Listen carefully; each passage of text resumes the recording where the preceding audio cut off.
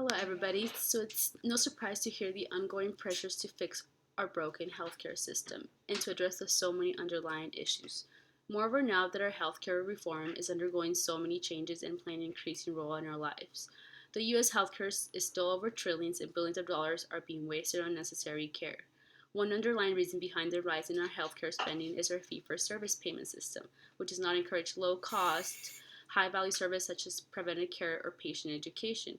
Cost for hospitals, physicians, pharmaceutical represents 62.5% of all healthcare expenditures.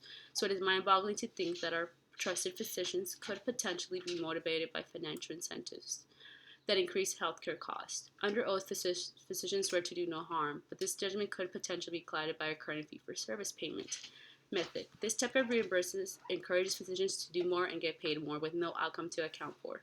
This situation is unsettling because everybody should have the ease that they're getting adequate care based on necessary services.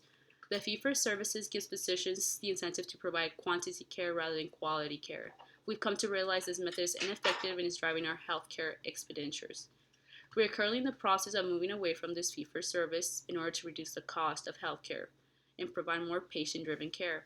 The system needs to steadily reform the care delivery and payment method incentives to motivate providers to pursue new care delivery approaches. Our best opportunity for cost containment is through provider payment reform that eliminates the from fee-for-service reimbursement, which rewards greater volume rather than value. We're seeing more and more alternatives pushing for this centralized patient care. Services as care coordination and patient education that are not currently reimbursed under the fee-for-service have the potential to reduce these need for services, including inpatient care. Possible alternatives and efforts to move toward this care include the increase of accountable care organizations, also known as ACOs, which tackle the issue of quality care, and bundle payment models, also known as per-episode payment, which attempt to reduce the need for unnecessary services. We're seeing more and more ACOs, especially in Medicaid and Medicare, after the Affordable Care Act was put into place. An ACO is a healthcare organization characterized by coordinated care efforts of hospital physician groups, insurances, and other stakeholders who seek quality improvement while being accountable for cost, efficiency, and overall care of a defined group of patients. In essence, physicians are jointly held responsible for the quality and cost of a set population, which seems reasonable for physicians to have some shared accountability for patient progress. When ACO succeeds in both delivering high-quality care and spending care dollars more wisely, it will create a shared savings, in essence, the incentive. CMS has now contracts with 250 accountable care organizations covering 4 million Medicare beneficiaries.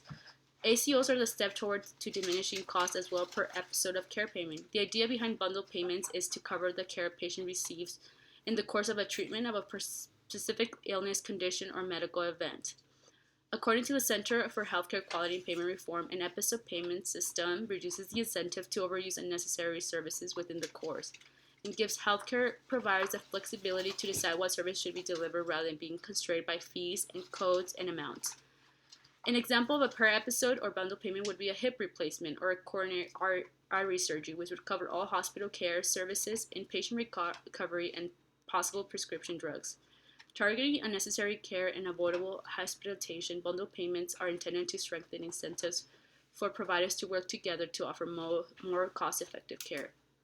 As you can see, policymakers, both public and private, are seeking ways to improve the value within our healthcare system, as well as reducing spending.